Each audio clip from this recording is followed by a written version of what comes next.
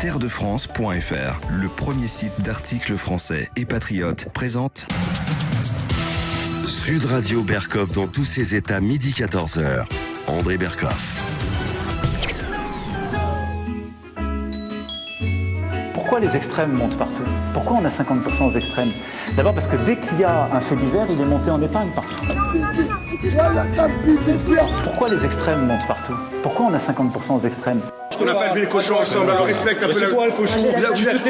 T'es dans la boue du génocide. C'est quoi la boue du génocide? Récupérer les otages, vous n'avez pas honte. Allez, la séance est suspendue. Pourriture, là. Ce monsieur est un porc. D'abord parce que dès qu'il y a un fait divers, il est monté en épingle partout. Les cons, ça ose tout. Et c'est même à ça qu'on les reconnaît. Eh oui, les cons, ça ose tout. C'est même à ça qu'on les reconnaît. Je ne vise personne, hein, soyons absolument clairs. Simplement, en seconde partie d'émission, nous allons parler d'un livre passionnant. Pourquoi on médit des cons?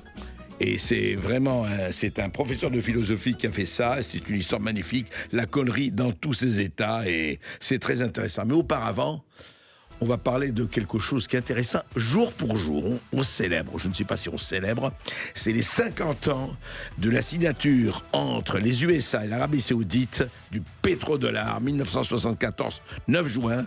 Eh bien, là, hier, l'Arabie Saoudite vient de dire pétrodollar terminé. Oui, le dollar reste, mais il y aura beaucoup plus de monnaie que nous allons utiliser dans nos transactions avec les BRICS et ailleurs.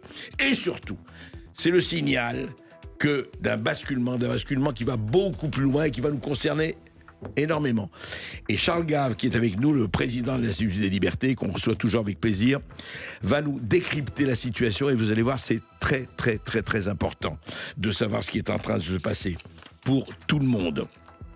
Nous allons parler ensuite de ce qui se passe actuellement avec les élections, je ne sais pas comment on peut appeler ça, ce soir on improvise, l'impromptu de Versailles, la farce tragicomique, la farce tragique ou autre, on ne sait pas. On va en parler avec Pierre Marionnet, un citoyen, un officier supérieur de la Marine nationale, qui est dirigeant d'entreprise et qui réagit. Et vous savez qu'on fait parler, et vous aussi, toujours, les citoyens, les entrepreneurs, tout le monde.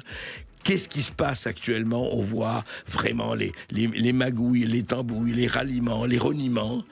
Ça amène à quoi? Et puis, nous allons parler des perles, des huées, des bravos, comme d'habitude. Et vous allez voir, effectivement, 12 France, cher pays de notre enfance, on y est vraiment, avec la violence. Et enfin, effectivement, ensuite, eh bien, place aux cons, non pas aux cons, à la médisance et l'extraordinaire littérature française, les films, les livres sur cette variété absolument, quand je dirais, une variété mythique, les cons.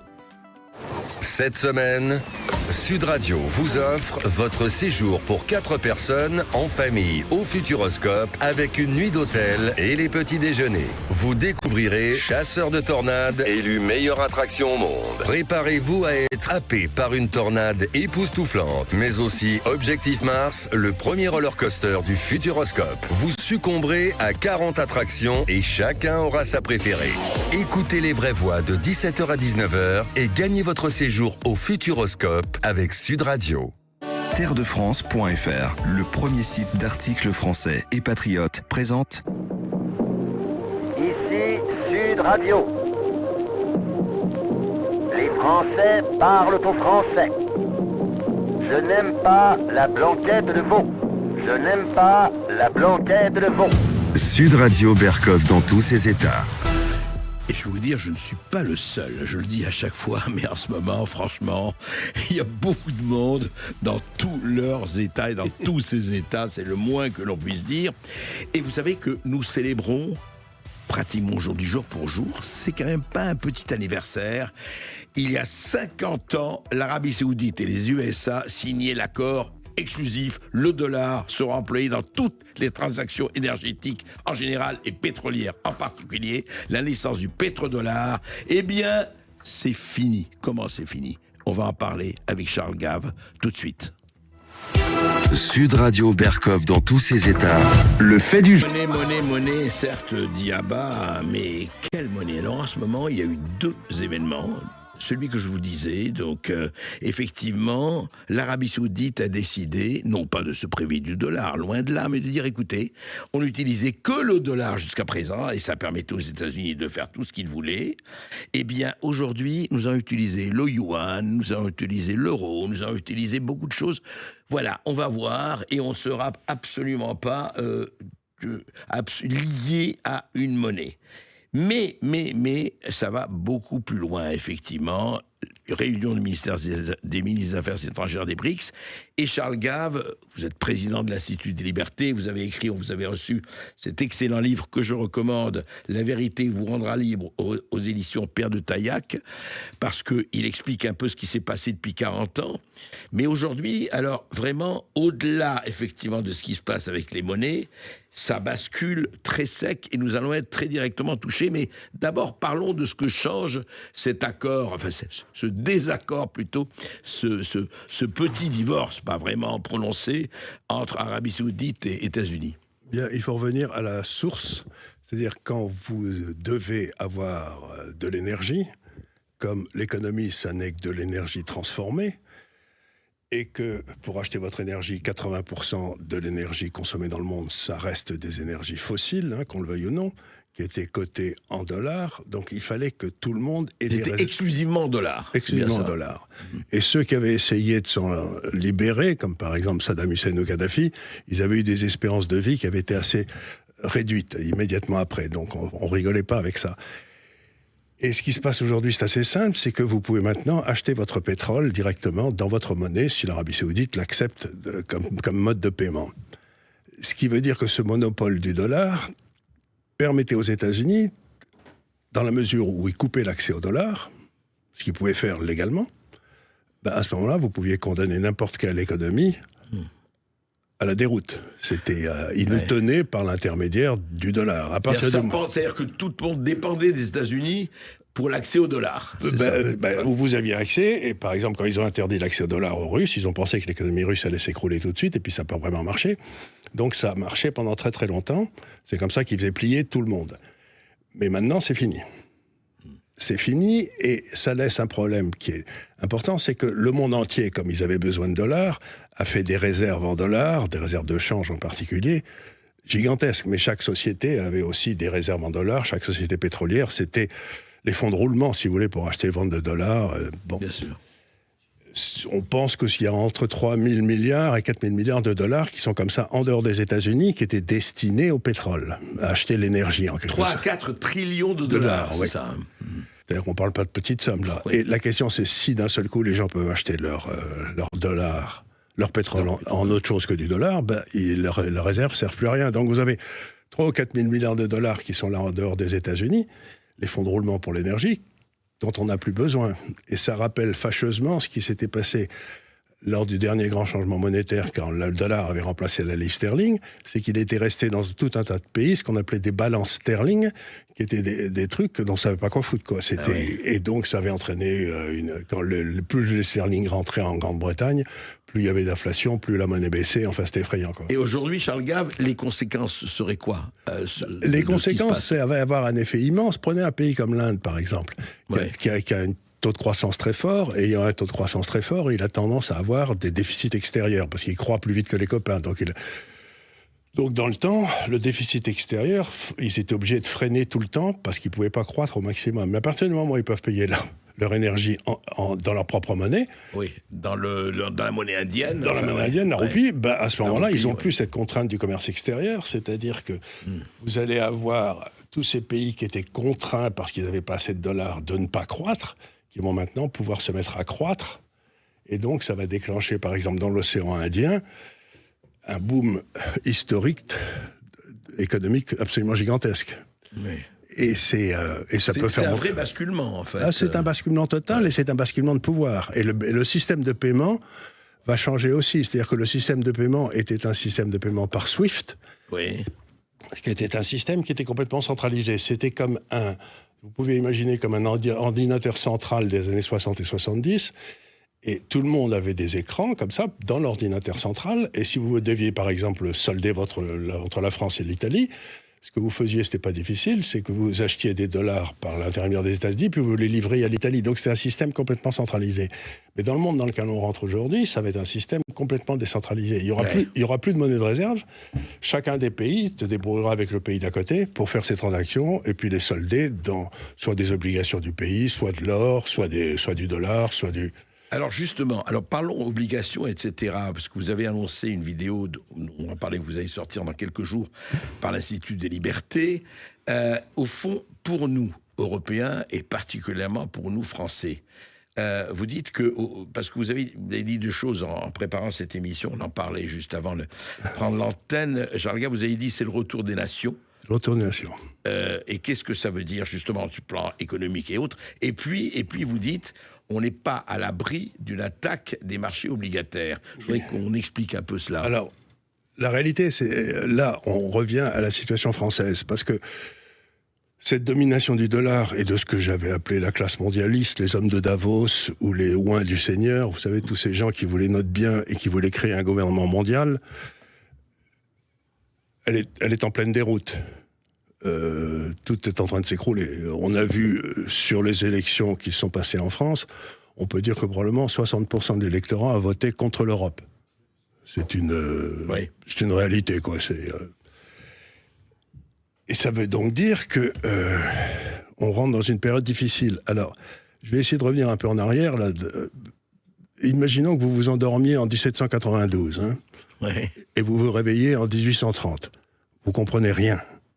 Le monde a changé, la Révolution française, Napoléon, tout ça, le monde a changé de façon inouïe. Vous vous endormez en 1890, vous vous réveillez en 1930, vous comprenez rien. Vous avez eu l'Union soviétique, la fin des... Enfin bref. Et vous endormez en 1990, vous vous réveillerez en 2030, vous comprendrez rien. C'est-à-dire que si on regarde un peu l'histoire depuis que le capitalisme a commencé, il y a à peu près 70 ans où vous avez un hégémone qui organise, en général c'est celui qui a gagné la guerre précédente, vous savez. Bien sûr, oui. Et qui organise le système à son profit.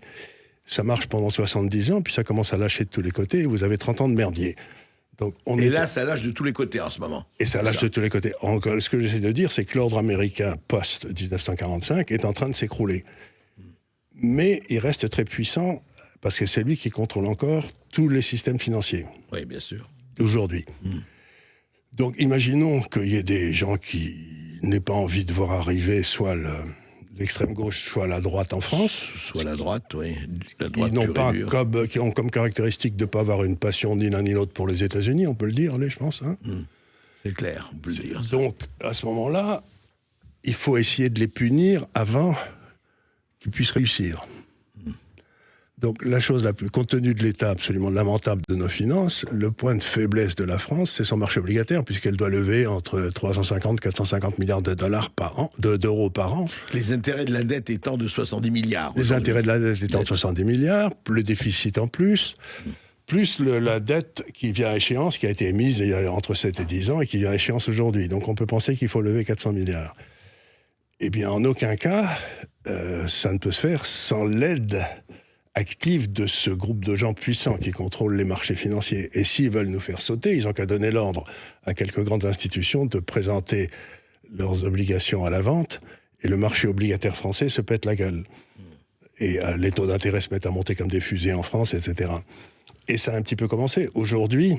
Mais quel intérêt ils ont à le faire? Pour faire peur, alors, c'est ça? Pour ramener les Français... Vous savez, c'est ce qu'ils ont fait avec la Grèce. La Grèce avait fait un référendum en disant « non, on veut sortir de l'euro ».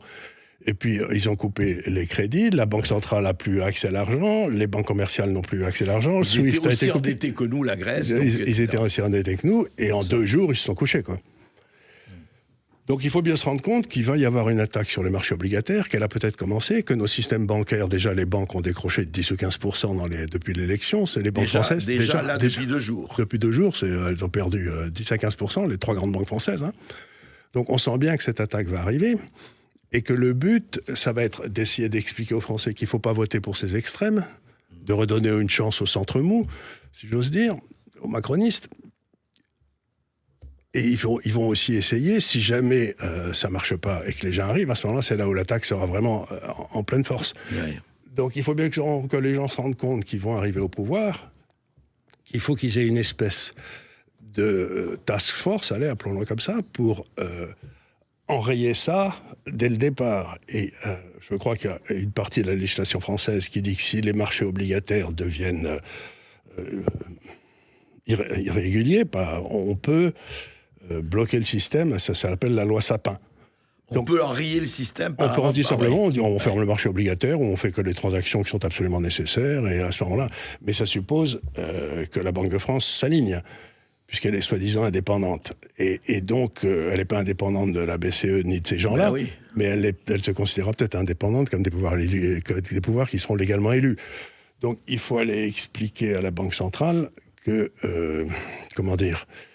il est temps de devenir patriote, que c'est la Banque de France, et non pas une filiale de la BCE, quoi. C'est ça, il faut se rappeler que la banque, ça s'appelle Banque de France, quoi. Voilà, la Banque de France. Mais est-ce que ça peut se faire ou pas du tout au niveau de la BCE, de la Banque Centrale Européenne, ce que vous dites Non, mais la Banque Centrale, si vous voulez, ce à quoi on arrive, c'est que... on arrive dans ce système où tout explose. Quand j'avais écrit mon premier livre qui s'appelait « Des lions menés par des ânes », c'était en 2002, j'expliquais que l'euro allait tuer l'Europe que j'aimais, celle de la diversité, pour essayer de créer une Europe technocratique qui ne marcherait pas. Et bon, on y est en plein. Donc, l'une des conditions de la survie de la France, ce sera peut-être de dire à la BCE, on ne fait plus partie du système européen. Mais à ce moment-là, si vous sortez de l'euro... Vaste programme, oui. Mais il faut sortir de l'euro à ce moment-là. Ah, mais complètement. Il n'y a pas d'autre chance. Si on ne sort pas de l'euro, on est foutu. Ah oui, vous faites partie des frexiteurs, alors. Ah ben moi, j'ai fait partie de ceux qui ont toujours dit que l'euro ne marcherait pas et que ça se pèterait la gueule, que ça ferait trop de maisons en Espagne, trop de fonctionnaires en France et trop d'usines en Allemagne. Bon, c'était il y a 20 ans. Marquer les usines en Allemagne, c'est plus parce le cas. Parce qu'ils se sont fait avoir par l'énergie. Ouais, c'est ça. Je ne sais pas si vous avez remarqué, mais ils ont tapé l'Allemagne, ils ont fait sauter le pipeline à l'endroit où ça faisait mal, quoi. C'était donc ce qu'ils ont fait à l'Allemagne sur le plan de l'énergie, ils peuvent le faire à la France sur le marché obligataire. Hein. Vous trompez pas une seconde. Et c'est ce qui va se passer sans aucun doute. Donc, il va peut-être y avoir aussi des tentatives d'organisation d'émeutes de gens qui s'ennuient, vous savez, comme disait le président, là. Là aussi, il faut aussi prévoir, peut-être que la gendarmerie aura des pouvoirs un peu accrus de maintien de l'ordre, quoi. Donc, ce que je veux dire par là, c'est qu'il va y avoir automatiquement une attaque très forte contre les représentants élus d'une nation qui veut redevenir une nation, qui rejette cet ordre international. Oui, c'est-à-dire qu'en fait, c'est ça qu'il faut voir, et c'est très très très clair par rapport à la structure mondiale. Alors la structure mondiale, on se rend bien compte que tout un tas de pays qui étaient moins dépendants de la France, moins dépendants que la France ne l'a été des États-Unis, qui sont déjà organisés pas leur survie, mais leur émergence en tant que nation. L'abandon du dollar, ça n'est qu'un signe, si vous voulez. Vous allez avoir bien d'autres choses qui vont suivre. Mais l'idée de base, c'est quand même de dire que ces gens-là sont tout sauf des anges et ils ne vont pas laisser un pays comme la France redevenir libre et indépendant impunément. On va en parler, on va continuer à en parler juste pour voir ce qu'on doit faire ou ce qu'on peut faire. Charles Gave, après cette petite pause, à tout de suite.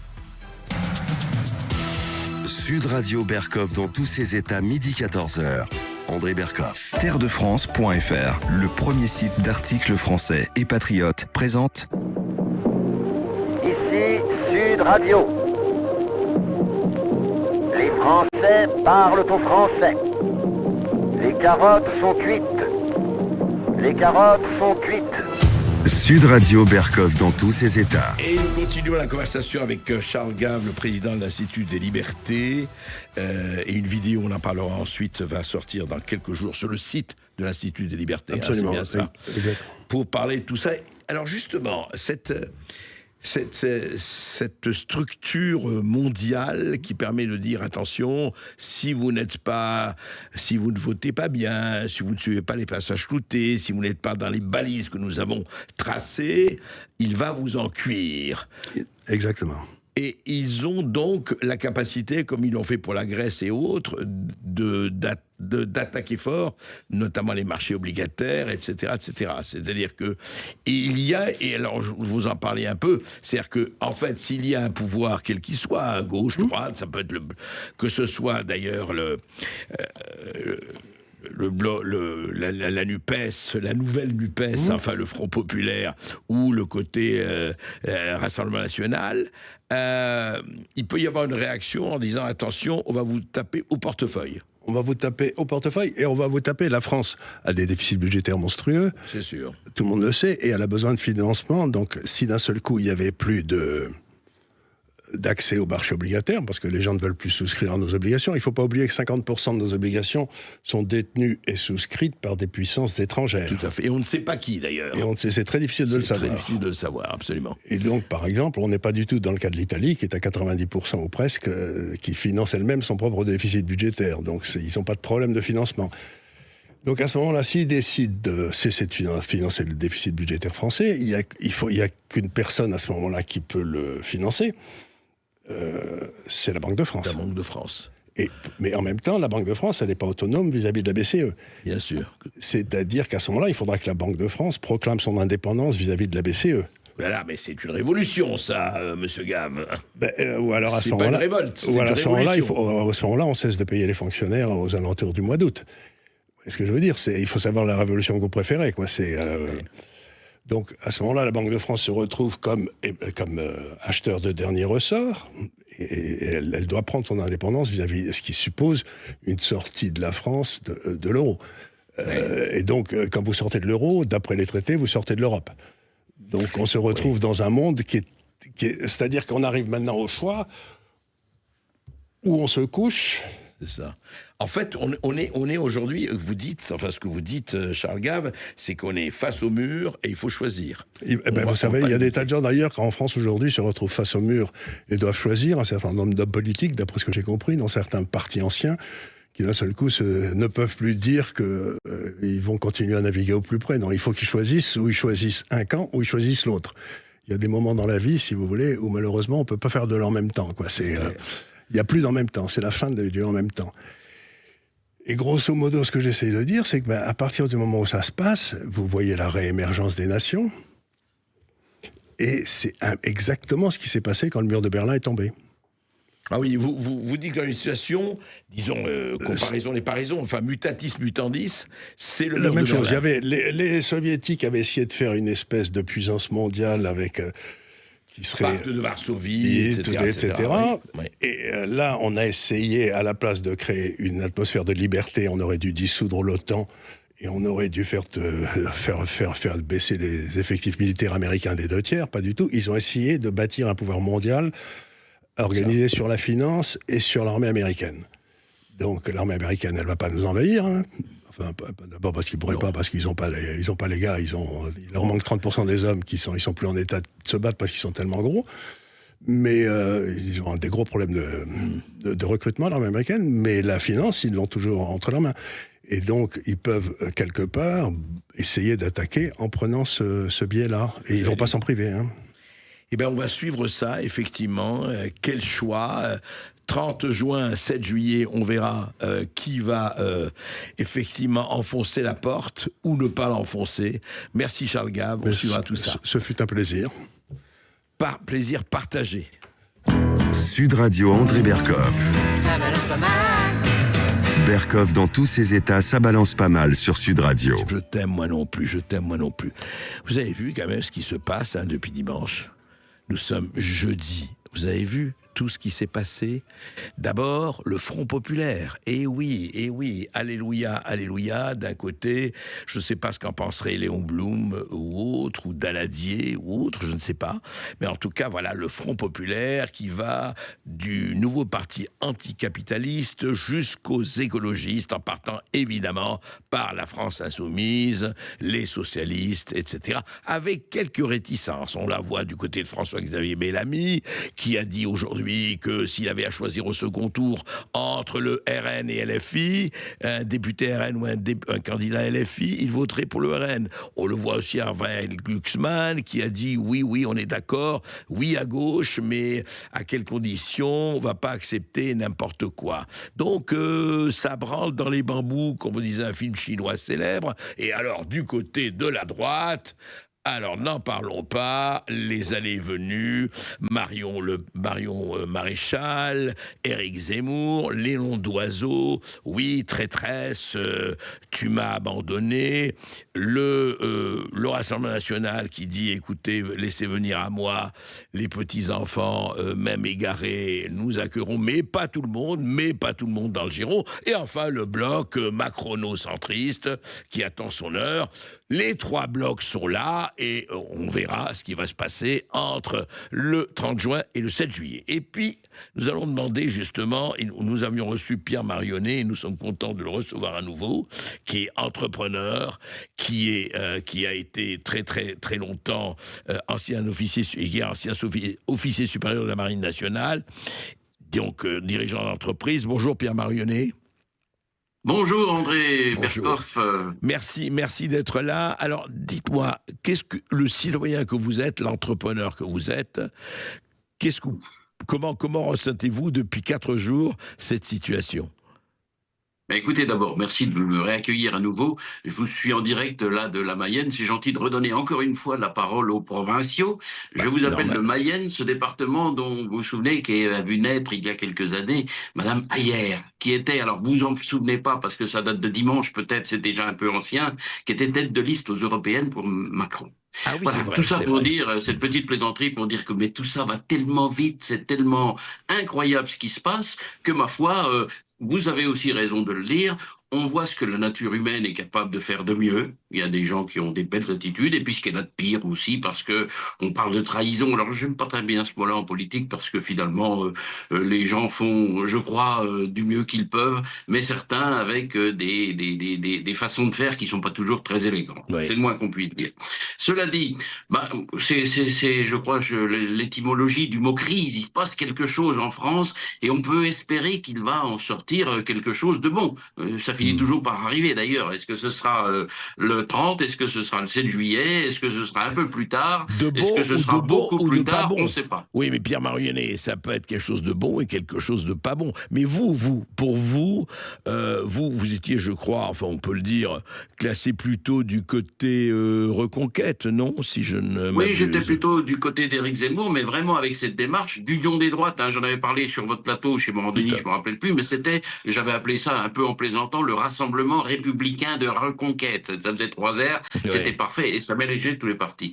Et si on n'y arrive pas, malheureusement, je crains que ce soit pour des raisons de personnes, comme bien souvent, encore une fois, notre nature humaine, mais j'ai bon espoir quand même qu'il en sorte quelque chose. Et puis alors, voyez, moi je vais vous dire un peu mon sentiment en ce moment.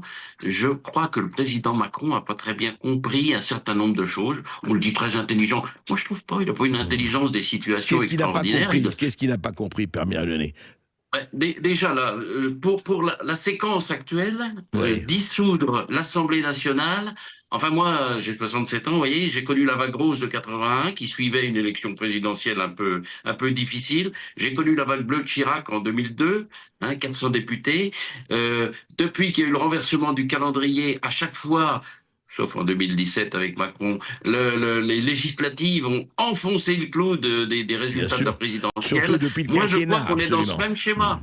On est dans ce même schéma. C'est-à-dire que le président, ayant été désavoué, pas vraiment lui, mais lui quand même un peu, je crois qu'on va aller vers ces législatives avec un effet de vague bleu marine. Il va y avoir, vous savez, ce qu'on voit, c'est comme quand vous faites une cagnotte, d'un seul coup, on ne sait pas pourquoi ça part. Quand il y a une vague de législatives, on ne sait pas pourquoi les dernières fois c'est parti. Il y a cet effet de, comment je l'appelais, de surdynamique, de réaction en chaîne, qui fait que je crois bien que le temps de la vague bleu marine est venu.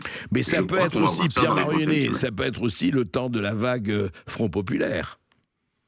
Le Front Populaire non, j'y crois pas. Il y a quand même des compromissions qui sont lourdes de sens, et je sais que, alors, à gauche, il ratisse large, du NPA, comme vous le disiez, en passant par LFI, 300 sièges aux prochaines législatives, au Parti Socialiste, Moins de 200, enfin, c'est incroyable ce qui se passe là. Donc, je ne suis pas sûr que la dynamique, elle soit de ce côté-là. Il y a peut-être beaucoup de gens qui vont se dire, moi, voter Mélenchon, voter NPA, j'irai peut-être pas jusque-là. Par contre, des républicains qui sont prêts, parce qu'il y a une proximité de pensée, il y a une proximité d'idées, eh bien, je crois qu'il y en a beaucoup qui seront prêts à le faire. Alors moi, j'étais Reconquête. Hein. Peut-être on peut un peu développer cet aspect-là des choses. J'ai regardé... Parlez de vous, puisque j'étais Reconquête, absolument. Ah oui, oui, alors moi j'aimais beaucoup, j'aime toujours beaucoup Éric Zemmour, pour avoir vécu ça un peu de l'intérieur au début où je le représentais dans le département, mais ça n'a pas duré très longtemps. Bon, c'est pas un chef de parti, c'est pas lui faire injure que ça, c'est un brillant polémiste au sens positif de terme, c'est un brillant écrivain, c'est un brillant analyste, il voit très bien, il analyse très bien la société, mais bon, c'est pas un chef de parti, soyons clairs. Maintenant, moi, il y avait Marion Maréchal qui me plaisait beaucoup et qui me plaît toujours. Contrairement à Éric Ciotti, ça m'agace parce qu'hier, toute la soirée, on faisait le parallèle entre Éric Ciotti. Éric Ciotti, bon, je l'aime bien aussi, il défend son poste. Marion Maréchal, elle vient d'être élue. Il était très facile pour elle de se retirer sur l'Aventin et de regarder les choses se passer depuis Bruxelles. Oui, puisqu'elle est députée européenne. Elle est députée européenne pendant 5 ans. Ouais. Alors, en plus, il n'y a même pas la possibilité de dissolution au Parlement européen. Donc, elle se retirait doucement sur l'Aventin, faisait quelques commentaires de temps en temps. Non. Moi, je trouve que c'est assez courageux de sa part, très courageux de sa part. On peut être d'accord ou pas sur la méthode, sur oui, non, la direction prise, simplement, mais moi j'aime bien. Sauf qu'elle rejoint sa famille. Et quand je dis famille, pas seulement la famille biologique, avec sa tante, mais elle était, au départ, elle était au Front National, au Rassemblement National, elle était même avant le Rassemblement National, donc elle rejoint en fait un milieu qu'elle connaissait déjà. C'est vrai. Oui. Voilà, moi, j'ai pas d'illustre famille comme ça, mais j'ai été aussi au Front National, puis à Reconquête, et puis maintenant, je sais plus bien où aller, quoi. Donc, vous voyez, en fait, je fais partie de ces gens, c'est pour ça que je me reconnais en elle. Je fais partie de ces gens qui jouent pas une étiquette. Ils jouent un pays, ils jouent la France, ils jouent quelque chose. Moi, c'est à mes enfants, mes petits-enfants, les générations futures que je pense. C'est pas l'étiquette RN, l'étiquette... On s'en fout de ça quelque part, vous voyez. Et c'est ça que j'aime bien, que j'ai compris chez Marion Maréchal. Vous avez envie, Pierre Marionnet, vous avez envie, en fait, que la France retrouve ses repas, ce que vous considérez comme ses repères et qu'elle a un peu perdu, et beaucoup de Français ne savent pas où ils habitent. C'est un peu ça que vous déplorez. Exactement. Alors on est toujours un peu, on est du pays de son enfance, comme disait Saint-Exupéry, mais oui, quoi. Je veux dire, cette France calme, tranquille, apaisée. On pouvait laisser sa voiture, on pouvait laisser sa clé ouverte. Enfin, je comprends que les jeunes n'ont jamais connu ça, mais tout était apaisé. Il n'y avait pas ces voyous dans les rues, cette bordélisation à la fois de la politique, mais aussi dans les rues, avec ces jeunes qui veulent casser, qui veulent bloquer leur collège. Tout ça devient insupportable. Les gens ne supportent plus ça, tout simplement. Ils veulent une police efficace, elle l'est. Elle attend juste des ordres. Ils veulent une justice efficace, elle ne l'est pas. Il va falloir qu'on travaille là-dessus. Et puis ils veulent aussi, c'est dramatique, hein, mais un service pénitentiaire qui dépend de la justice, efficace aussi. Mais les fauteurs de troubles, on les chope, on les juge, on les enferme. Mais ils veulent aussi, pardon de le rappeler, ils veulent aussi le pouvoir d'achat. Ils veulent aussi pas avoir des Français qui vivent avec 800 € et 1000 € par mois. Ils veulent avoir aussi de quoi vivre. Et une partie, malheureusement, de la population française, c'est pas votre cas, ce n'est pas le mien, n'a pas, je ne dirais pas de quoi vivre, mais presque. Et c'est un problème. C'est-à-dire que je crois qu'il faut les deux. On marche sur deux jambes. Vous avez raison de parler de la sécurité, de tout cela, c'est extrêmement important. Mais il faut se rappeler aussi que les gouvernants sont là pour le peuple, et le peuple, effectivement, le remettre au travail d'une manière ou d'une autre. Et puis que savoir aussi, enfin, où va l'argent, où va le budget, etc. Parce que quand on voit les disparités, il y a quand même un problème. Vous ne croyez pas ? Complètement. Et puis, alors, on voit bien qu'il faut revaloriser la valeur travail, puisque quand on reste dans son canapé avec la télécommande et puis le pack de bière, on est à peine moins payé que celui qui se lève le matin et qui va bosser. Marion Maréchal en parlait beaucoup, justement, de ce différentiel-là, qui est insupportable. Et puis, ces services publics qui fonctionnent pas. Quand on est le pays, j'ai vérifié, qui paye le plus d'impôts au monde. Au monde. Il n'y a aucun pays qui redistribue autant que nous. Pour quel résultat ? Des gens qui finissent pas les fins de mois, des chômeurs en pagaille, et surtout le nombre de pauvres qui a augmenté. Enfin, selon qu'on met la barre un peu plus ou moins haute, on a 9 millions de pauvres environ dans ce pays. Ça va pas. Donc, oui, il y a la sécurité financière qu'il va falloir retrouver, la sécurité identitaire. On doit être fort et fiers de notre pays. Les Français, cette génération, elle est foutue. Hein. On va morfler encore pendant des années pour redresser tout ça. Mais on le doit à nos enfants, on le doit à nos petits-enfants. C'est pour ça qu'il va falloir prendre des décisions énergiques, claires, comme dit le président, drastique, comme dit le président, mais il fait rien. Et il va falloir trouver un moyen de redonner aux Français la fierté d'être Français et l'espoir que ça ira mieux pour leurs enfants et leurs petits-enfants. Eh bien, c'est écoutez, ça dont ils ont besoin, d'espoir et de fierté. Donc Pierre Marionnet qui votera verra. Hein. Voilà. Oui, bah écoutez, il faut y croire. Si on n'y croit pas, c'est pas la peine. Absolument. Donc, merci de votre témoignage. Je vous en prie. Et au plaisir, André Berkoff. Merci beaucoup. La parole aux citoyens, c'est aussi ça, Sud Radio. Merci Pierre Marionnet d'avoir été avec nous. On va se retrouver dans un instant avec André Berkoff pour les perles, les huées et les bravos. À tout de suite sur Sud Radio. Sud Radio Berkoff dans tous ses états. Appelez maintenant pour réagir 0826 300 300. Terredefrance.fr, le premier site d'articles français et patriotes, présente Ici Sud Radio. Les Français parlent au français. Je n'aime pas la blanquette de veau. Je n'aime pas la blanquette de veau. Sud Radio Berkoff dans tous ses états. Hier, Emmanuel Macron tenait une conférence de presse. Il l'avait promis. D'ailleurs, il nous a promis qu'il va parler 3 fois par semaine jusqu'au 30 juin. Donc, on va l'entendre. Et il a dit notamment ceci. Écoutez. Sud Radio Berkoff dans tous ses états. Les perles du jour. Pourquoi les extrêmes montent partout? Pourquoi on a 50% aux extrêmes? D'abord parce que dès qu'il y a un fait divers, il est monté en épingle partout. J'étais à Oradour il y a 2 jours. Je suis au maire d'Oradour, mais il y a des choses dramatiques qui se passent chez vous. Il y a un gros problème d'immigration, d'insécurité. Le maire d'Oradour me dit non. Mais quand les gens sont tous les jours devant la télé ou les réseaux sociaux et voient que c'est orange mécanique à tous les bords, là, ils disent ça va m'arriver. C'est ça aussi. Ah, s'ajoute à cela les problèmes de pouvoir d'achat. Alors là, quand même très, très, très intéressant. Qu'est-ce qu'il dit, en l'occurrence, Emmanuel Macron, notre président de la République? Il dit, mais vous comprenez pourquoi il y a 50% des Français qui ont voté aux extrêmes, 50% en tout cas de ceux qui sont allés aux urnes?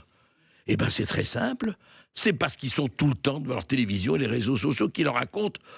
Il n'a pas dit ça, il raconte n'importe quoi, mais ça veut dire quelque part ça. Il y a des faits divers. Il continue à parler de faits divers. Il est allé au Oradour-sur-Glane, mais il n'y a rien au Oradour-sur-Glane. Regardez, il ne se passe rien. Il s'est passé des choses il y a 80 ans, mais aujourd'hui, il ne se passe rien à Oradour-sur-Glane. Mais voilà, les gens... Alors, est-ce qu'on peut rappeler à Monsieur le Président de la République que sur l'année 2023, par rapport à 2022, les hausses les plus fortes concernant les atteintes aux personnes, homicide, plus 5%, tentative d'homicide, plus 13%, coups et blessures volontaires sur personnes de 15 ans ou plus dans le cadre familial, plus 9%. Les violences sexuelles, plus 8%. Cette hausse concerne davantage les viols et tentatives de viol que les autres agressions sexuelles, y compris le harcèlement sexuel. Des chiffres, homicides, 1010 homicides en 2023. Coups et blessures, 384 100. Vol avec arme à feu, vol violent sans arme, etc., etc., etc. Et on appelle ça des faits divers, Monsieur le Président?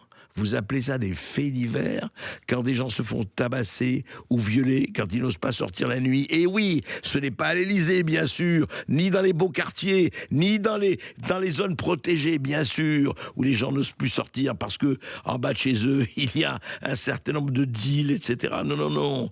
C'est pas des clichés, ça, Monsieur le Président. C'est pas des clichés. Vous avez des millions de Français qui vivent dans cet environnement-là, un peu partout en France. Et vous dites faits divers, donc c'est toujours pareil. C'est un sentiment d'insécurité, ce que disait déjà Éric Dupond-Moretti, que reprend Emmanuel Macron. Non, non, il n'y a pas de problème, il n'y a pas de problème. Et donc, si 50% des gens votent aux extrêmes, à gauche comme à droite, eh bien, c'est à cause de ça. Et, écoutez, ce sont des mots, encore des mots, toujours les mêmes. Ah, c'est un peu quand même léger, non? C'est un peu court, jeune homme, comme disait le dramaturge.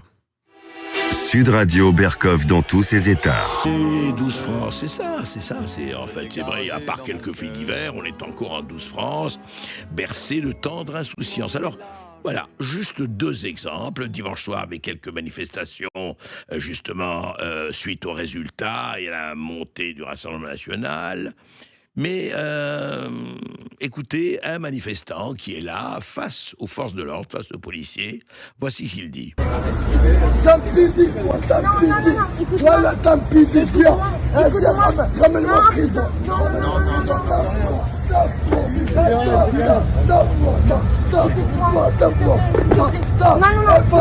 Les gars, je vais vous chercher.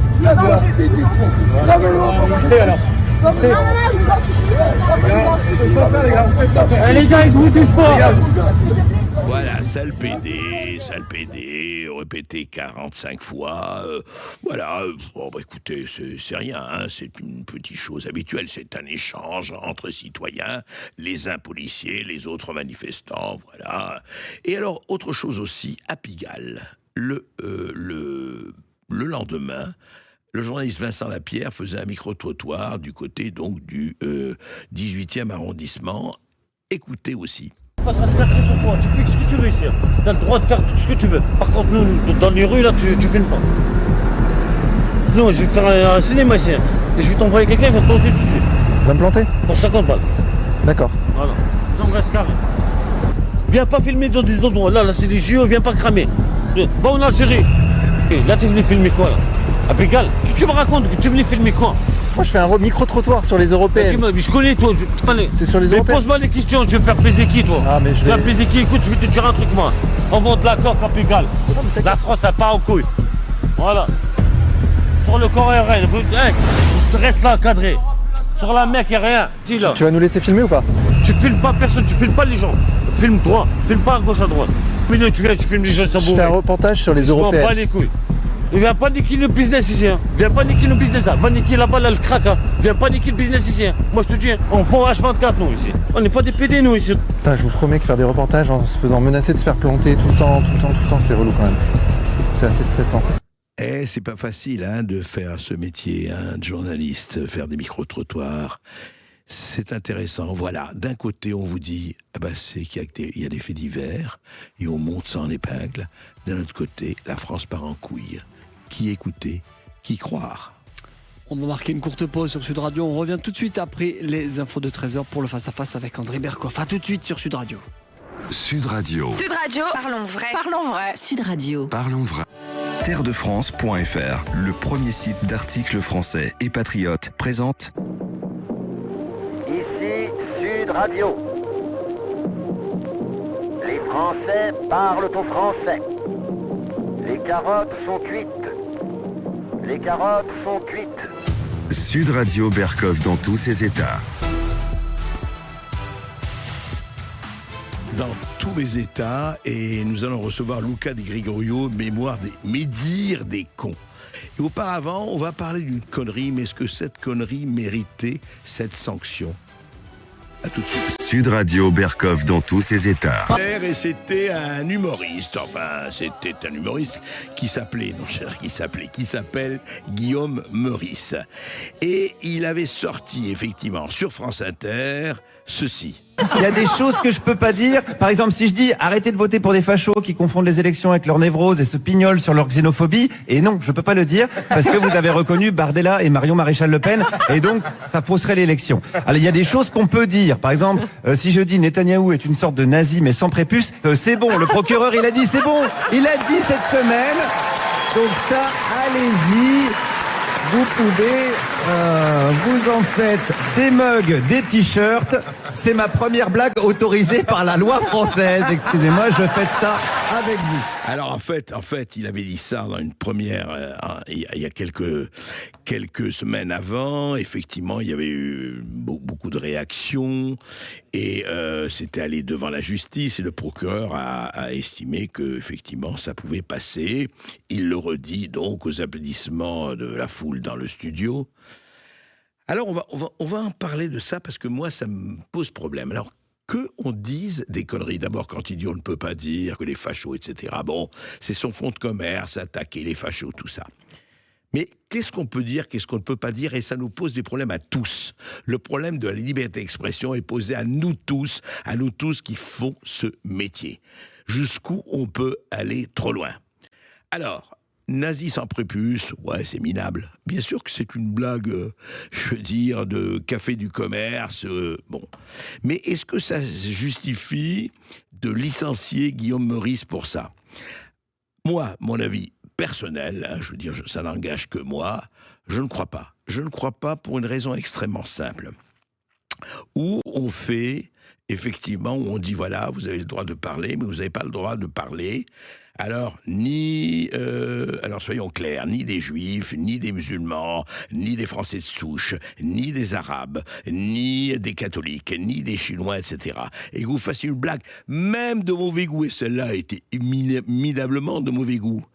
Mais alors, où ça s'arrête? Où on met la frontière? Où on met le curseur? Eh bien, le curseur est très simple. Si c'est un appel à la haine, si c'est un appel à dire, effectivement, ouais, ce type doit être éliminé, et le dire, il y a des diverses manières de le dire. Si on fait de vrais appels à la haine, comme il y en a dans certaines radios de beaucoup de pays, que ce soit au Moyen-Orient, en Corée du Nord ou ailleurs, dans les dictatures ou ailleurs, d'accord. Mais sinon, est-ce que on peut dire que la liberté d'expression n'est pas divisible? Vous savez, quand Pierre Desproges, un des plus grands humoristes français, il commençait son récital où il disait « On me dit que quelques juifs se sont glissés dans la salle ». Tout le monde rigolait, y compris les juifs qui étaient là, les autres, etc. Aujourd'hui, c'est devenu impossible. Ah non, tout s'est complètement hystérisé. Vous pouvez plus dire une blague, effectivement, sans passer pour anti-LGBT, homophobe, non-genre, etc., transgenrophobe et autres imbécilités. Mais attendez, ça veut dire quoi? Ça veut dire que vous rapetissez l'espace de liberté. Vous rapetissez. Mais le mauvais goût existe. Vous savez, la France, il y avait Harakiri.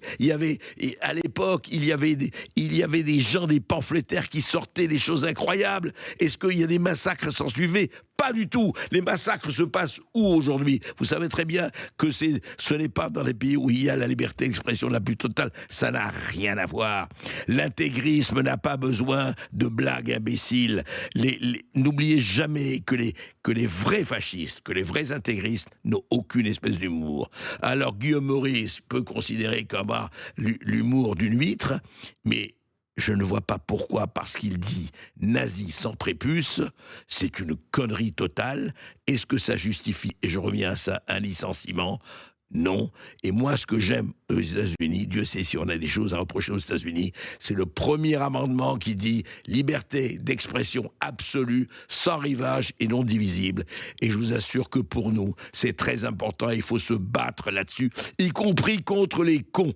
Et nous allons effectivement parler de conneries avec Luca Di Gregorio. Sud Radio Berkov dans tous ses états. Le face-à-face. Quand j'ai reçu le livre de Luca Di Gregorio, Médire des cons, histoire culturelle d'un snobisme populaire, je me suis dit, voilà le livre que j'attendais. Pourquoi? Parce que je l'ai lu et non seulement c'est plein d'humour, c'est surtout un livre d'universitaire. Il est docteur en langue et lettres, Luca Di Gregorio. Vous êtes professeur de l'enseignement supérieur à Namur, en Belgique. Bonjour à vous. Bonjour André Berkov. Et je dois dire que j'ai pris vraiment grand plaisir, et je crois que je ne serai pas le seul, et je ne suis pas le seul, bien sûr, à faire, en fait, vous avez fait, écoutez, vous êtes, le Malé-Isaac, l'Ernest Lavis, vous êtes l'historien, le philosophe de la connerie, et ça méritait effectivement un livre comme le vôtre, et il est là. Et j'ai, encore une fois, et vous parlez d'Audiard, de Brassens, de René Fallet, de Jean-Yann, de Frédéric Dard, de Cavana, de Desproges, de Coluche, etc. Et d'Yvan Audouard, bien sûr. Vous faites l'histoire du mot, et puis rappelez-vous le mur des cons du syndicat de la magistrature, le film Le dîner de cons, qui a eu le succès que l'on sait international, d'ailleurs vous en parlez. Mais on va remonter à l'histoire. D'abord, le mot « con ». Au départ, Luca Di Gregorio ne signifie pas du tout un imbécile, ou etc. Ça signifie, ou alors corrigez-moi si je me trompe, le sexe de la femme, au départ. Ah oui, tout à fait. Au départ, le mot appartient au lexique sexuel. Déjà en latin, l'origine latine, c'est le mot cunus, donc qui désigne le vagin. Et le mot va être transposé assez rapidement en ancien français à partir du Moyen Âge, sous la forme qu'on lui connaît le plus souvent, C-O-N. Et il va garder donc cette... C-O-N, pardon, Luca Di Gregorio, part de quelle date? Quand a apparu, je ne dis pas le jour ou la date, mais à peu près, le mot con? Autour du XIIe siècle, dans un roman médiéval fameux qui s'appelle Le Roman de la Rose. Ah oui, bien Donc, sûr. c'est là qu'on trouve la première attestation du mot con en langue vulgaire, ce qu'on appelle le français Oui, à l'époque. Moyen Âge. Ouais. Ah d'accord, Et donc en- 12e siècle, ok. Et en fait, la principale acception sous laquelle on le connaît aujourd'hui, c'est-à-dire l'insulte, comme vous le disiez, c'est assez récent. C'est l'affaire du tournant du 19e siècle, après la Révolution française en gros. Oui. Et c'est là qu'on va trouver, alors évidemment pas dans des écrits publiés par les auteurs au départ, mais dans leurs correspondances, dans leurs journaux intimes. Je pense au journal des frères Goncourt, par exemple, le mot con utilisé comme insulte pour vilipender les contemporains. Et vous dites d'ailleurs dans le livre, vous dites que ça a été, pour la première fois à l'imprimerie, parce que c'était banni de l'imprimer évidemment, ça a apparu en 1914, comme ça, c'est ça? À peu près? Autour du XXe siècle, parce qu'à partir autour du début du XXe siècle, parce qu'à partir du XXe siècle, il y a quand même des écrivains qui s'autorisent, par exemple, à faire des tentatives d'écriture en argot, à relâcher un petit peu leur langage. On n'est pas loin de Céline qui commencera à écrire au tournant des années 30. Et donc, le mot commence à apparaître, je dirais, dans la littérature romanesque de grand chemin ou légitimée, c'est-à-dire qui est reconnue par les critiques. Auparavant, quand même, le mot avait circulé dans les sphères surréalistes, dans la sphère cabaretière, comme au Chat Noir, par exemple, mais de manière beaucoup plus confidentielle. Voilà, et après, évidemment, c'est devenu le mot le plus utilisé de langue française, soyons clairs. Il n'y a pas un politique, un animateur qui, à un moment donné, n'emploie pas le mot con. Et on va en parler tout de suite après cette petite pause, Luca Di Gregorio. On va effectivement prendre le temps, parce que c'est passionnant, comme votre livre d'ailleurs. À tout de suite. Sud Radio. Parlons vrai. Parlons vrai. Sud Radio. Sud Radio. Parlons vrai. Parlons vrai. Parlons vrai. Sud Radio. Parlons vrai. Terredefrance.fr, le premier site d'articles français et patriotes, présente Ici Sud Radio. Les Français parlent au français. Je n'aime pas la blanquette de veau. Je n'aime pas la blanquette de veau. Sud Radio Berkov dans tous ses états. Effectivement, dans tous mes états, en lisant Médire des cons de Luca Di Gregorio. Justement, monsieur Di Gregorio, écoutez. Je pense que quand on mettra les cons sur orbite, t'as pas fini de tourner. Les cons, ça ose tout. Et c'est même à ça qu'on les reconnaît. Vous savez quelle différence il y a entre un con et un voleur? Non. Un voleur, de temps en temps, ça se repose. La connerie à ce point-là, moi, je dis que ça devient gênant. La notoriété, le prestige. La notoriété. La notoriété, le prestige. Oui, Luca Di Gregorio, effectivement, vous avez reconnu, c'est Audiard. Enfin, c'est les paroles du grand, quoi. On peut dire le Karl Marx des cons. Michel Audiard, des cons. De la connerie, pardon, évidemment. Pas de mauvaise, pas de contresens. Juste un mot, et je parle à l'historien. Quand est-ce que on sait, et vous en parlez, mais comment le con, organe féminin, d'ailleurs, vous savez qui avait la plus belle définition, c'est Max Ernst, le poète surréaliste, qui parlait du sourire vertical. Une des très très belles expressions. Alors, simplement, donc le con est devenu, une insulte. Pourquoi? C'est ça, c'est quand même intéressant. On dit le con. Je vois ce que vous voulez dire. Je veux dire, par quel glissement on est passé d'une signification à l'autre? Quelle analogie est faite? Voilà. Il y a des hypothèses, en fait, là-dessus. J'essaye d'en synthétiser quelques-unes que les spécialistes du langage ont faites. Il y a peut-être une identification à au lapin, parce qu'en fait, le mot con en ancien français était proche du mot conil, qui était une manière de nommer le lapin. Et donc, peut-être en raison d'une forme d'ardeur sexuelle présumée du lapin, on est passé du con à la... À la lapine, d'accord. Donc, et alors ça a apparu, et vous l'avez dit, donc dans l'acception aujourd'hui du mot con, donc au tournant du XXe siècle. Et alors, c'est très intéressant dans votre livre parce que vous parlez de tous les écrivains, les cinéastes, tous ceux qui ont parlé, qui ont utilisé le mot, et comment ça a pris cette formidable, j'allais dire universalité, en tout cas dans la langue française. L'hypothèse que j'essaye de faire dans le livre et que j'essaye de démontrer, c'est qu'un moment important s'est joué au moment de la guerre, avec une expérience générationnelle très particulière. 14-18, vous parlez bien sûr. La guerre 40. La guerre 40. Ah, plutôt 40 que 14-18. Oui, parce que jusque 1940, le mot commençait à apparaître ça et là dans les publications romanesques, notamment en langue française. Et on n'en était pas encore à ce que j'appelle le discours du con, l'habitude à parler de la connerie, le sport national, si vous voulez, tel que le pratiquera Audiard ensuite dans les années 60 et 70. Ce que j'ai constaté quand même, c'est qu'on a une grappe d'auteurs, une constellation d'auteurs qui sont quand même proches du point de vue de leur date de naissance. Vous avez Audiard qui est né en 1920, Brassens et Frédéric Dard en 1921, Cavana en 1923, René Fallet en 1927. Je ne veux pas exagérer les similitudes. C'est intéressant, oui, la génération. Je ne veux pas exagérer les similitudes entre ces personnages et entre ce qu'ils vont devenir ensuite respectivement, mais ils partagent quand même assez globalement le fait d'avoir vécu à 20 ans, autour de 1940-45, une espèce de guerre manquée.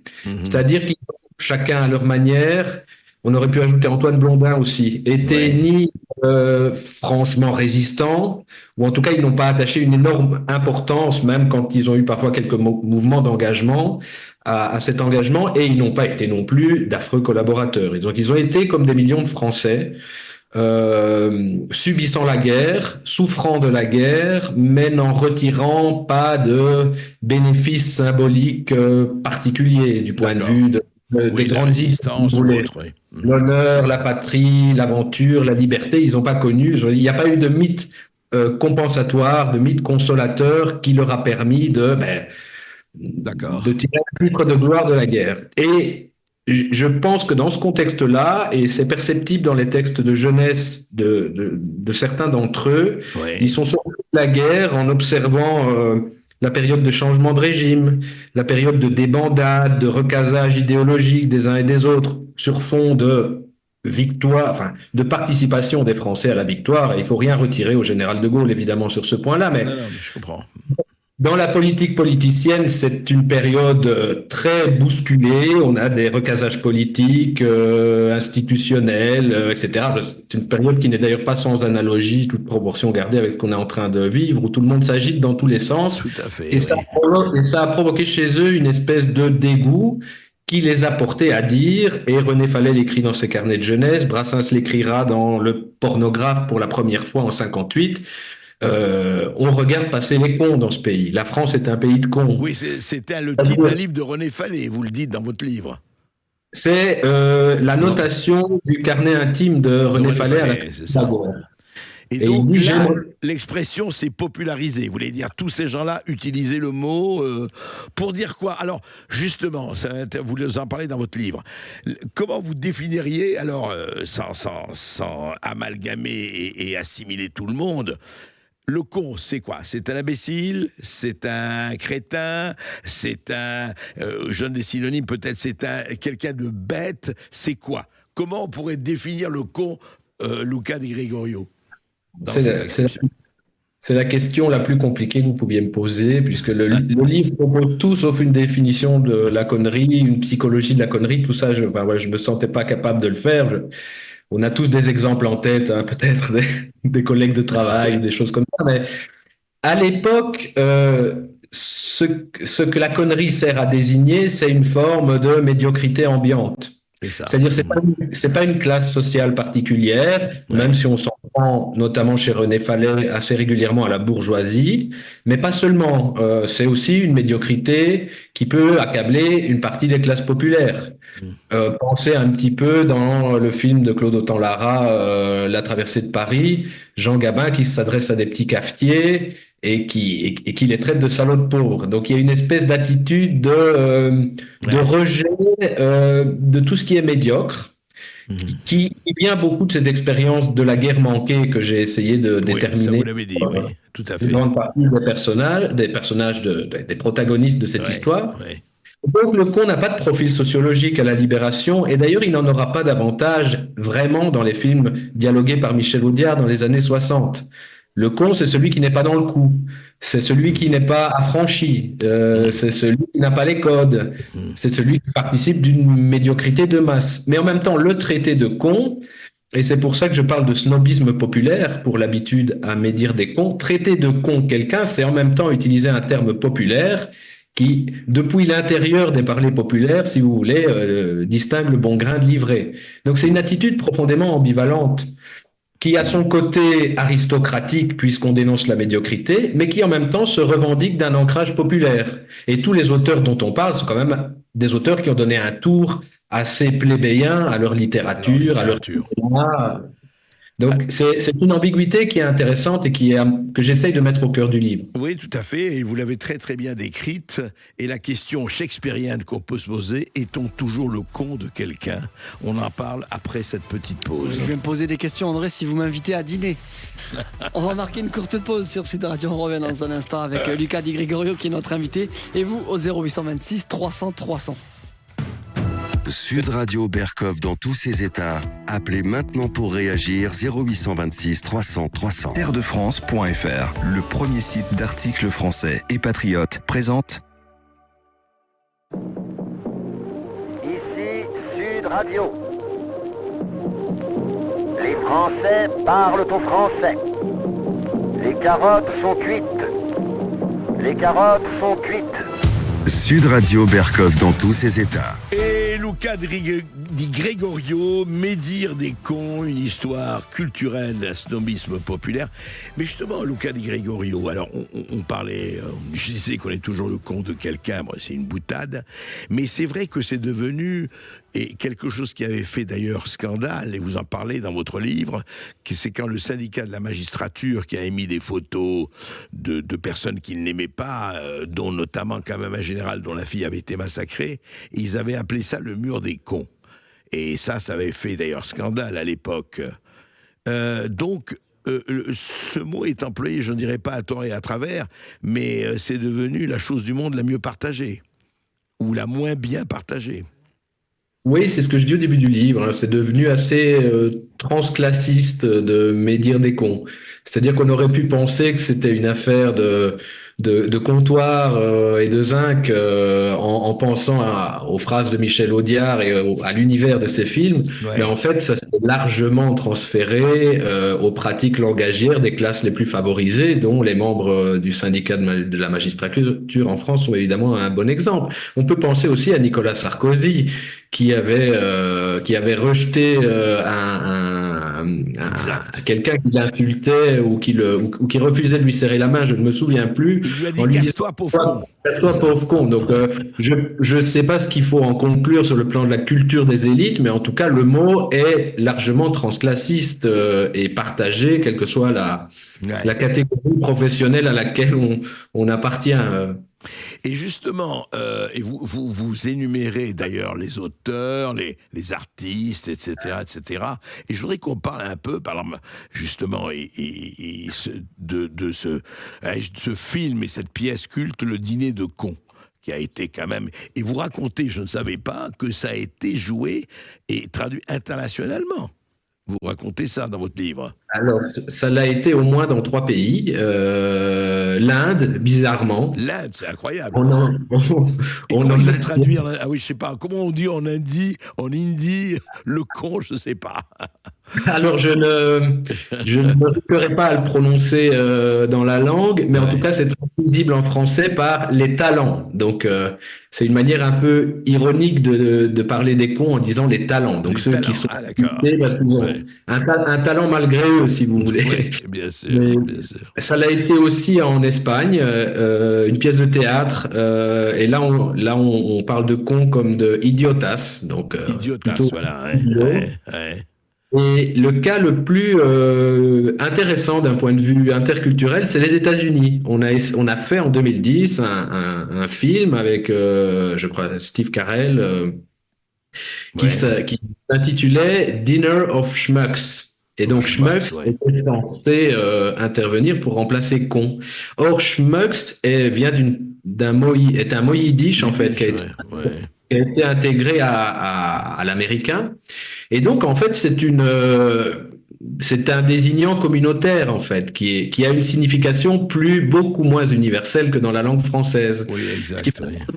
Ça a créé une polémique aux États-Unis. Le film a été mal reçu, il n'a pas eu énormément de succès, et le producteur a même dû, comme souvent aux États-Unis, se fendre d'une lettre d'excuse dans un journal parce que ça passait pour une insulte communautaire. Alors qu'en France, il n'y a aucun problème. Je veux dire, on n'a jamais la sensation d'essentialiser une communauté quand on parle des cons. C'est un des grands avantages de la pratique. C'est le même, c'est l'universalité du con qui pour nous intéresse. Mais d'ailleurs, c'est intéressant, vous parlez de l'exemple américain, parce que, vous savez, il y a un livre très connu de Richard Kennedy Toole qui s'appelait La Confédération des imbéciles en français, Confederation of Dunces, lui parlait de dunces, et il y a fools en américain, ils auraient pu utiliser fool, mais enfin bon, c'est un autre problème. Et dites-moi, justement, dans votre livre, vous racontez un peu, au fond, qu'est-ce qu'on peut dire, vous parlez de Cyrano de Bergerac, vous parlez vous faites l'inventaire de la littérature française de ce mot, et pas seulement de ce mot, mais de la manière dont c'est quand même très lié à un certain type de pamphlets, d'écrits, etc.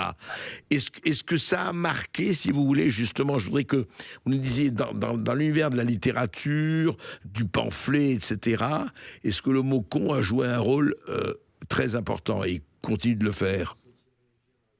Vous avez assez raison. Je crois, déjà, il faut dire une chose, c'est que sans essentialiser la littérature française, elle a une certaine tendance, par rapport à d'autres littératures, à surdéterminer la place de la manière de tourner un discours dans la langue. C'est-à-dire pas seulement de raconter une histoire, pas seulement de dérouler un propos, mais la manière de la tourner dans la langue. Et ça, c'est observé depuis Boileau, depuis le grand siècle. Ça se poursuit avec les pamphlétaires du 19e, ça irrigue, c'est caractéristique, une grande quantité de genres littéraires tout au long de l'histoire.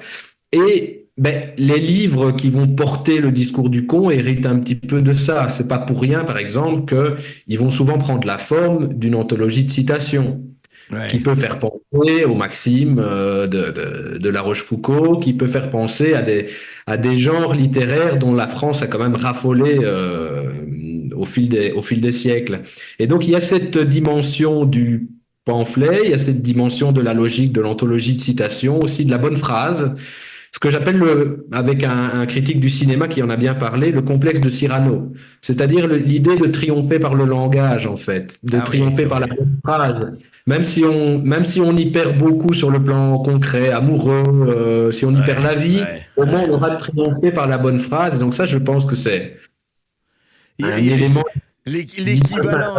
L'équivalent du panache, puisque vous parlez de Cyrano, effectivement, j'ai le bon mot, je peux traiter quelqu'un de con, et d'ailleurs, juste un mot, vous savez, c'est dans Toulouse de Nougaro, il dit « on se traite de con avant qu'on ne se traite », disait Nougaro dans sa chanson sur Toulouse. Esteban, je crois que nous avons un oui, c'est Yves qui nous appelle depuis Arcachon. Bonjour Yves. Bonjour Yves. Bonjour. Oui, simplement, votre débat m'intéresse tout à fait. Merci, monsieur Guy Gregorio. Simplement pour signaler, nous avons 4 filles, mon épouse et moi, Et quand elles étaient adolescentes, elles ont essayé de mettre dans le langage courant c'est pine plutôt que c'est con. Parce que quand même, c'est discriminatoire, c'est etc. C'est antiféministe, vous voulez dire. C'est antiféministe, voilà. Hein.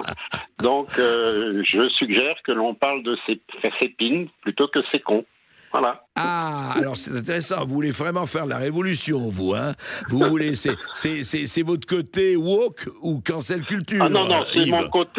mon côté mâle blanc de plus de 50 ans. Hein. Oui, mais alors, écoutez, on va pas faire la discussion là-dessus, parce que c'est une discussion sémantique, mais pourquoi dit-on la pine et pourquoi dit-on le con? Pourquoi le con est masculin et la pine féminine? Je n'avais jamais observé ça. Vraie question. La mère de nos 4 filles était agrégée de lettres classiques. D'accord. Voilà, c'est très bien. Merci Yves. Merci Yves. On va recevoir Jacques Luca Di Gregorio. C'est intéressant ça, vous voyez. Parce que la pine n'est jamais devenue un mot, c'est intéressant. Personne ne dira espèce de pine. Personne ne traitera quelqu'un, on fera pas le dîner de pine. On fera le dîner de con. Ça n'est plus tellement à la mode de le rappeler, mais la linguistique montre quand même que le genre grammatical et le genre sexuel sont deux choses qui n'ont pas de correspondance nécessaire. Pourquoi on dit la chaise et le fauteuil? Vous pourriez reconduire la même réflexion à ce propos-là. Donc, le genre grammatical est une abstraction linguistique.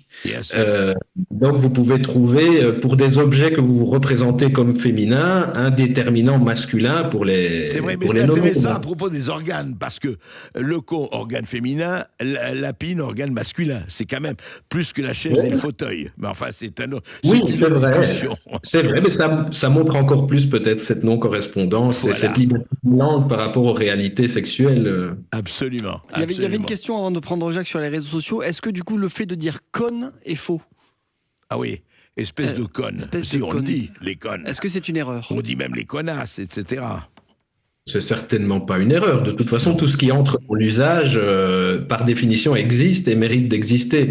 Mais c'est vrai qu'il y a une réticence chez bon nombre d'auteurs dont je parle dans le livre à parler de con pour les femmes. C'est-à-dire, on a quand même l'impression que c'est un apanage masculin. Con renvoie à d'autres connotations qui sont finalement assez différentes des contextes dans lesquels on parle des cons. Il y a peut-être en raison de l'origine étymologique, justement, il y a une espèce de réticence à ramener la femme à ce désignant-là, peut-être en raison du fait qu'il a désigné le sexe féminin au départ. On ne parle pas facilement des cons comme de femmes. Jacques est avec nous depuis les Landes. Bonjour Jacques. Bonjour Jacques. On va retrouver Jacques dans un instant. On va continuer l'entretien avec Luca Di Gregorio. Oui. Alors justement, Luca Di Gregorio, est-ce que je dirais les écrivains les plus divers, les gens les plus divers ont utilisé le mot, bien sûr le mot dont on parle depuis le début, mais vous mettez en titre « Médire des cons ».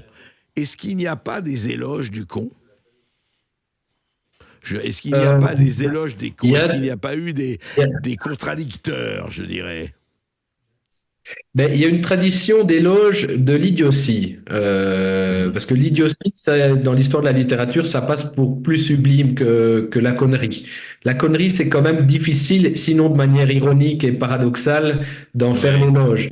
Vous avez quelques phrases d'Audiard. Audiard disait par exemple, un intellectuel assis va moins loin qu'un con qui marche. Mais peut-être parce qu'il détestait encore plus les intellectuels que les cons, peut-être. Ça, c'est son petit arbitre. Je le crois volontiers, je le croirais volontiers, ouais. Ouais. Après, il y a une tendresse pour les cons qu'on voit par exemple dans le Dîner de cons, où finalement c'est Jacques Villeray qui emporte la mise, en tout cas sur le plan symbolique, puisque c'est lui qui avait raison et c'est un petit peu celui qui avait voulu le duper qui finit le plus mal dans l'histoire, le personnage de Thierry Lhermitte. Donc il y a une réversibilité tout le temps de celui qui peut être con à un moment et finir finalement en meilleure posture. Il y a beaucoup de films qui fonctionnent là-dessus. C'est vrai. C'est-à-dire que le con n'est pas celui qu'on pense, et en tout cas, dans le film dont vous parlez, Le Dîner de cons, effectivement, ça se voit très bien. Est-ce que c'est réservé quand même, je dirais que parce que vous parlez aussi de Jean-Paul Sartre, vous abordez un peu tous les... Et Jean-Paul Sartre disait très bien, c'est dans votre livre et ça m'a frappé, que quand il a vu la première fois le mot con, c'était sur un mur et qu'il avait peur de l'employer. Racontez, parce que c'est... Mais parce que Sartre raconte dans les mots que son apprentissage de la langue s'est fait à travers la littérature, et la littérature qui était présente dans la bibliothèque de la famille très bourgeoise qui était la sienne et très contenue sur le plan de la morale. Et donc il raconte son rapport au monde à travers le rapport au livre. Et comme on le disait, le mot con n'était pas un mot volontiers imprimé jusqu'à une certaine période dans la littérature, enfin dans les publications de littérature française. Et donc sa première occasion de découvrir ce mot, c'est sous forme de tag, on pourrait dire ça comme ça, si vous voulez, sur l'un des murs de l'école. Et il le présente vraiment dans les mots comme une espèce de choc culturel. C'est-à-dire, il ne s'imaginait pas qu'on puisse utiliser la langue pour écrire des choses comme ça. Et il a un passage assez beau, d'ailleurs, sur le côté fascinant du mot, même au sens plastique. C'est un mot qui claque, c'est un mot simple. Ça claque. Oui, ça nous renseigne beaucoup sur sa capacité à être utilisé aussi, la forme plastique. Bon, nous avons retrouvé Jacques-André, qui nous appelle depuis les Landes. Bonjour Jacques. Bonjour Jacques. Oui, bonjour. Alors donc votre émission là sur les cons, ça me fait toujours rire, puisque j'ai bientôt 70 ans, mais le mot con m'a toujours, quand vous avez parlé, le con de quelqu'un, etc., plus le mot en argot, etc. Mais j'ai retrouvé, je suis remonté dans mon grenier, et j'ai retrouvé celui qui, parce que j'avais pas mal de bouquins, j'avais pas tout retrouvé, mais j'en ai 4 ou 5 sur les cons, et donc, mais un que j'ai retrouvé, c'était celui de San Antonio. Pour les jeunes, ils connaissent pas, je veux dire, les histoires de policiers de Frédéric Dard et tout. Et donc, voilà, avec les cons. Et puis alors, dans son roman policier où c'était à rire. Mais il mettait aussi quelques locutions qui je vais en dire une. Il y a une justice. Puisque le con a l'air con, il a ça. C'est vrai qu'il en a sorti beaucoup, Frédéric Dard. Voilà, ou alors, la loi, c'est l'autorité du con, quoi. Ah oui, là, on peut en sortir énorme, c'est vrai. Oui. Mais c'est-à-dire que dans cette époque-là, maintenant, où il y a vraiment de plus en plus de cons, mais par contre, il y a de plus en plus aussi de haineux. Donc on vit un monde que moi je suis du siècle dernier, puisque je suis du 20e, moi. Je suis 21e, je verrai pas la fin, mais c'est Oui, c'est devenu plus dur. Justement, Jacques, je voudrais demander à Luca Di Gregorio. C'est vrai, il y a une chose que Jacques dit, il a raison. On peut dire, oui, il y a des gens qui disent sale con, pauvre con, mais avec haine, avec rancœur, avec hostilité. On emploie aussi le mot con pour manifester son hostilité. Ou connard, etc., bien sûr.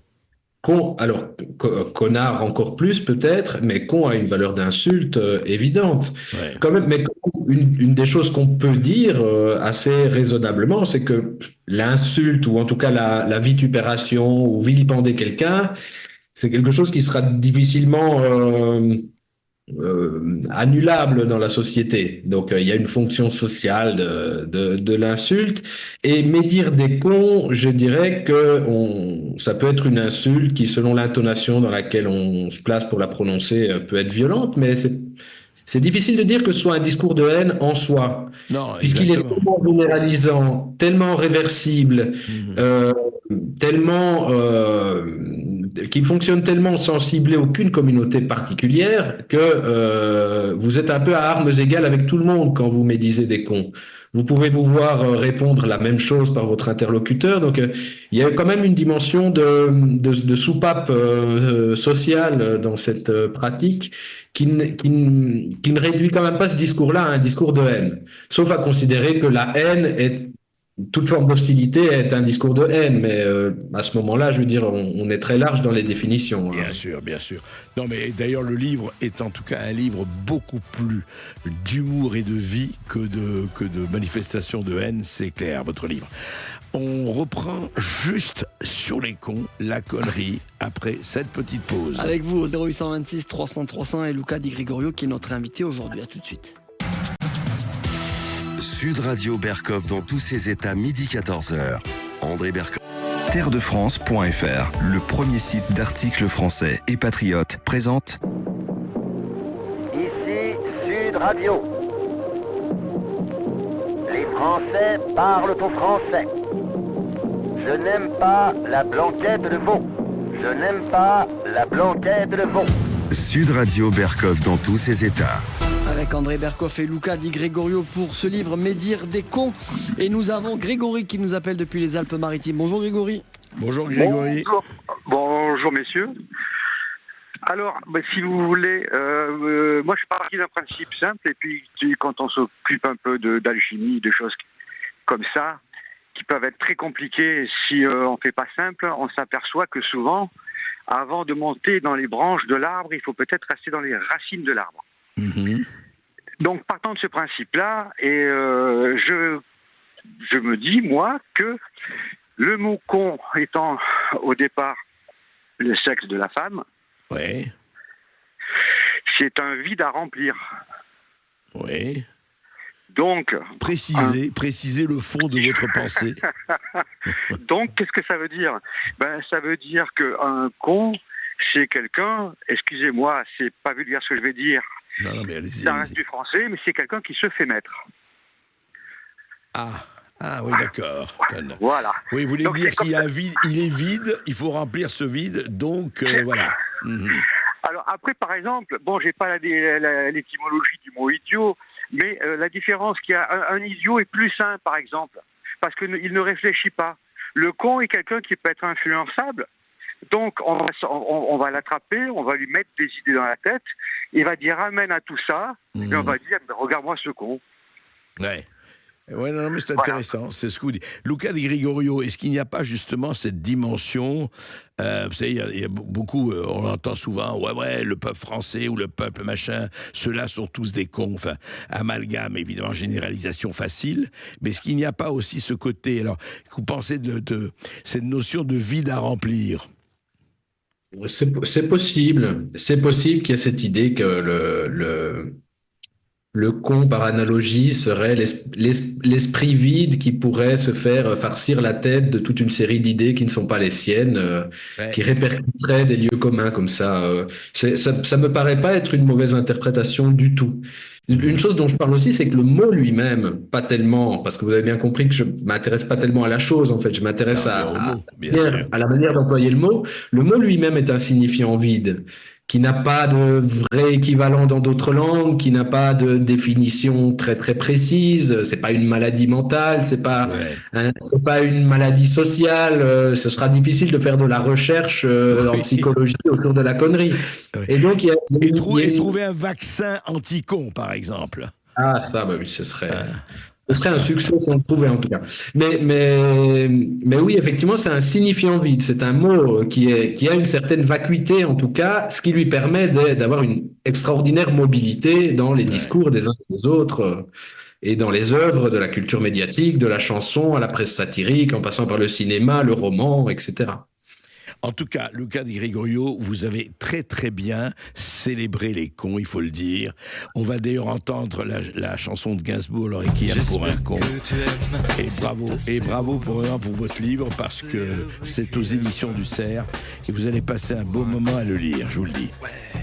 Merci beaucoup André Berkov. Merci beaucoup Luca Di Gregorio. Justement, on le rappelle, ce livre Médire des cons, histoire culturelle d'un snobisme populaire, publié aux éditions du Cerf. Allez le lire vraiment, ça vous changera peut-être les idées en cette période si morose. On va se retrouver demain André Berkov de 13h à 14h pour la culture. Vous recevrez Joe Star, je crois ça va bouger dans l'émission. Voilà, absolument. L'argot, il a fait un livre entier avec Paolo Labrèze. Lui, il est avocat, l'autre est un détenu. Et il parle argot pour parler de la justice, c'est très fort. Et demain de midi à 13h, ce sera donc Alexis Poulain qui sera aux commandes. Tout de suite, Brigitte Lay sur Sud Radio demain. Sud Radio. Parlons vrai. Parlons vrai. Sud Radio. Parlons vrai.